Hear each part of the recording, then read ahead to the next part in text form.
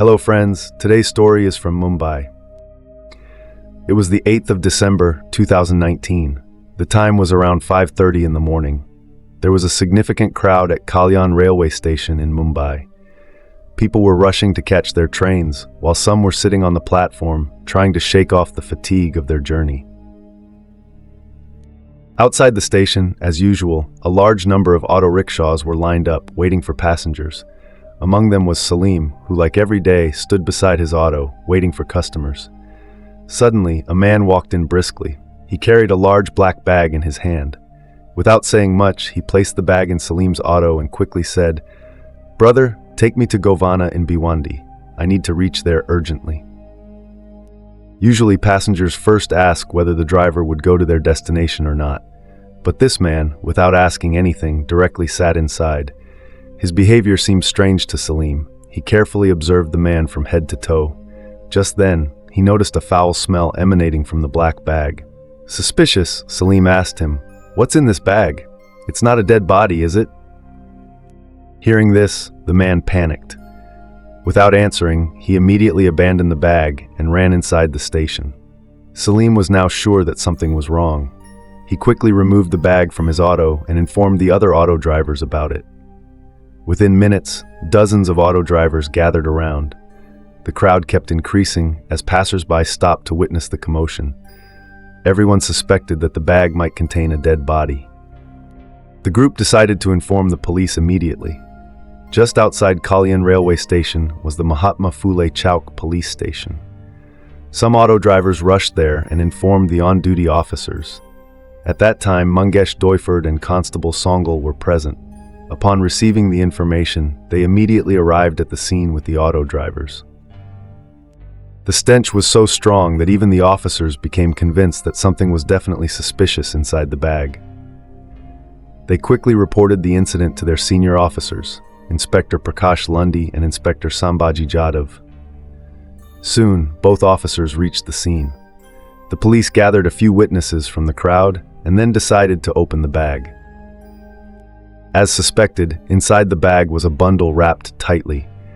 When it was unwrapped, a woman's torso was found inside. However, her head and upper limbs were missing. The deceased woman was estimated to be around 24 years old. She was wearing yellow leggings and had a fair complexion. Now the biggest questions were, who was this woman? Who was the murderer? And most importantly, who was the person who abandoned the bag and where had he escaped to? Inspector Prakash Lundy realized the gravity of the situation and immediately informed senior officers, DCP Vivek Pansare and ACP Anil Pawar. Within minutes, both officers arrived at Kalyan station. By now, an even larger crowd had gathered at the auto stand outside the station. Everyone was eager to know more about the mysterious bag and the corpse found inside. The police asked the auto driver for a full description of the man who had brought the black bag. He informed them that the man had run inside Kalyan station. He also mentioned that the man was wearing a red shirt. News of the woman's body part being found was also relayed to Crime Branch Unit 1 and 3. Upon receiving the information, senior police inspectors Nitin Thakre and Sanju Jain, along with their respective teams, also reached Kalyan station.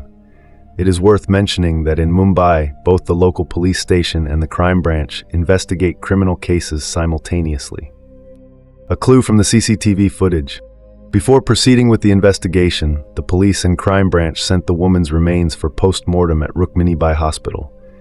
After initial formalities, they checked the CCTV footage from outside Kalyan station.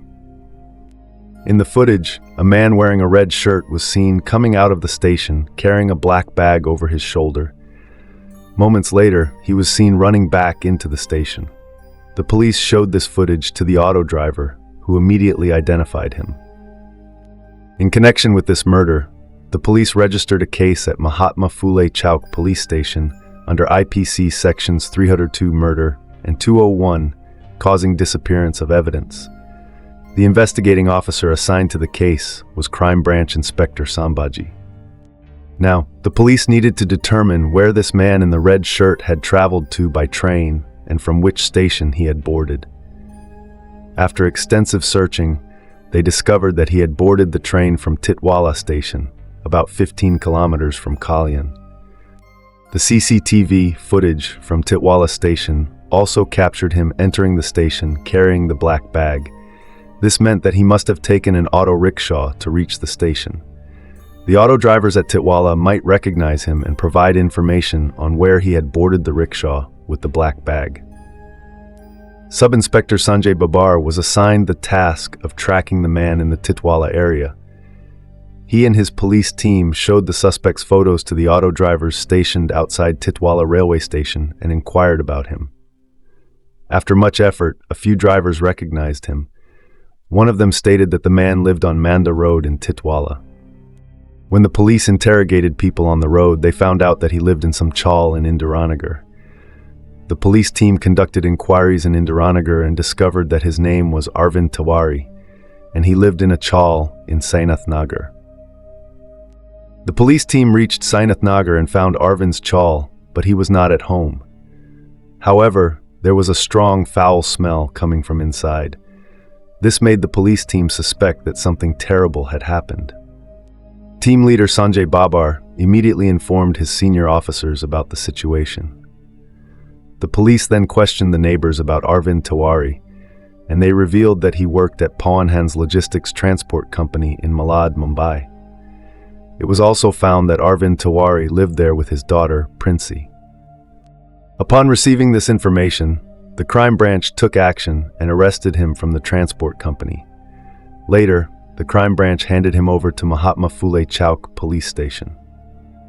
When the police interrogated Arvind Tiwari strictly, he confessed to his crime. He admitted that he had murdered his daughter, Princy. When asked about the motive, he revealed that Princy wanted to marry someone from another caste, which he did not approve of. Arvind Tiwari further admitted that after killing his daughter, he wrapped her torso and head in a bundle and threw them into the creek near Durgati Fort in Kalyan. The police, along with the fire department, local fishermen, and passers-by, spent 2 days searching before finally recovering both body parts.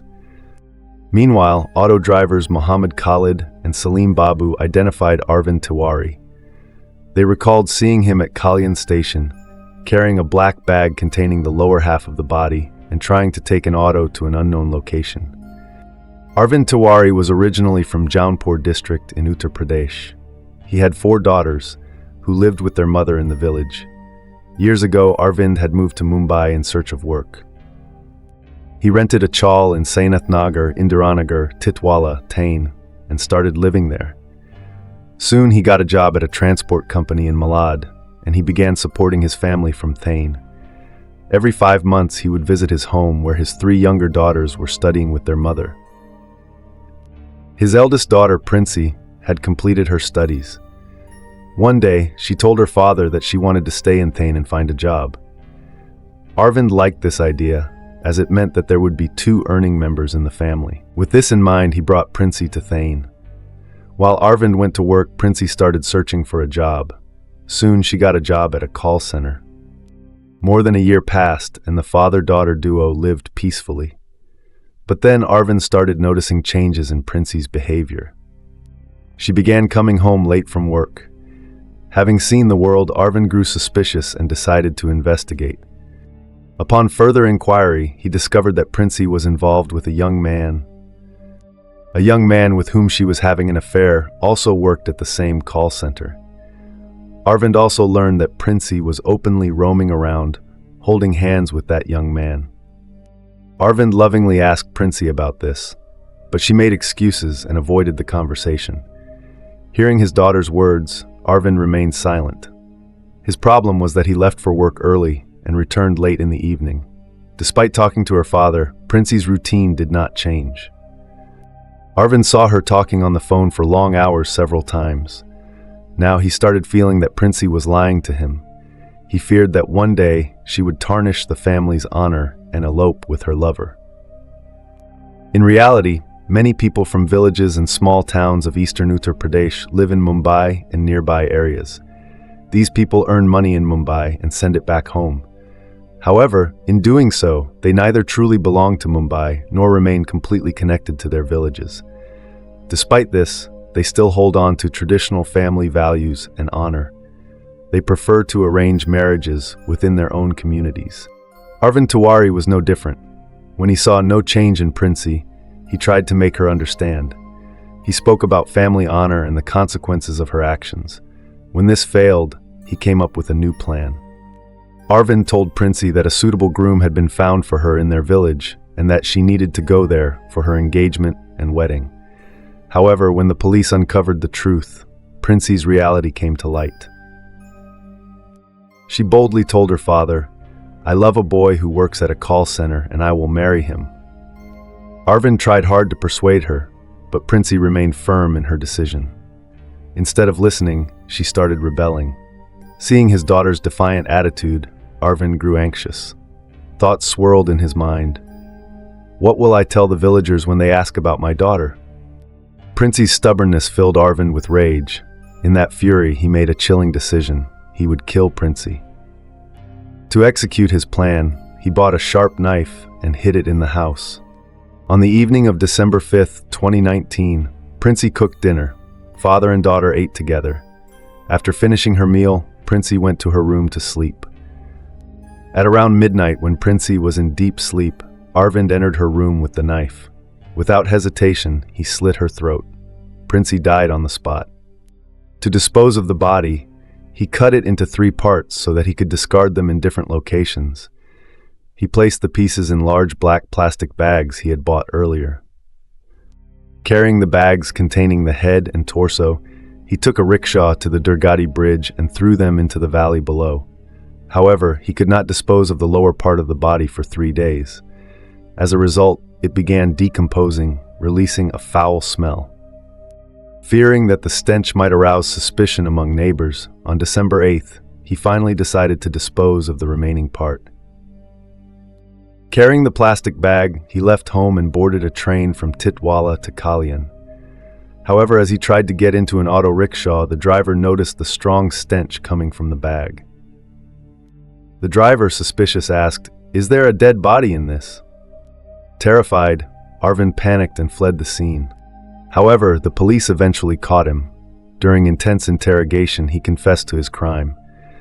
Based on his statements, the police recovered Princy's head and torso, as well as the knife used in the murder. After a thorough investigation, Arvind was presented in court, where he was sentenced to jail. The purpose of sharing this incident is not to disturb or upset anyone, but to raise awareness and caution you about the consequences of such extreme actions. What are your thoughts on this case? Let us know in the comments. Also, mention where you're watching this video from. If you appreciate our effort, please like and share this video. And if you haven't subscribed to the channel yet, please do so now.